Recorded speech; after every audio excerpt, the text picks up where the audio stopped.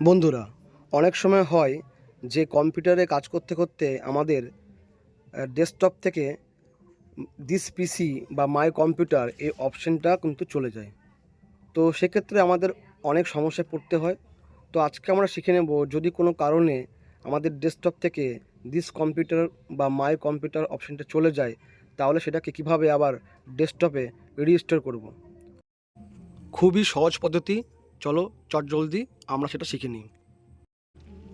প্রথমেই মাউসের right click করব, চলে যাব পার্সোনালাইজে, সেখানে ক্লিক করব। এবারে আমাদের একেবারে বাঁ দিকে যে অপশানগুলো রয়েছে সেগুলোর মধ্যে থিমসে ক্লিক করব। এরপরে আমাদের ডান দিকে যে অপশানগুলো রয়েছে সেখানে গিয়ে আমরা ডেস্কটপ আইকন সেটিং এখানে গিয়ে ক্লিক করব।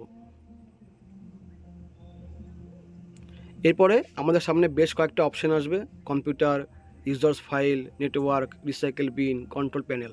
আমরা কম্পিউটারে এখানে চেক করব, ক্লিক করব। এখানে ক্লিক করার পরে আমরা এখানে ওকে অপশানে ক্লিক করব। ক্লিক করলেই কিন্তু আমাদের ডেস্কটপের সামনে দিস পিসি ওই অপশানটা কিন্তু চলে আসবে। দেখো আমাদের এখানে চলে আসছে অপশানটা। এবারে আমরা যেখানে খুশি আমাদের ইচ্ছা মতন এটাকে আমরা ড্র্যাগ করব। তো এইভাবেই একেবারে সহজ উপায়ে আমরা কিন্তু এই অপশানটা পুনরায় নিয়ে আসতে পারি। ধন্যবাদ, আশা করি ভিডিওটা প্রত্যেকের ভালো লেগেছে।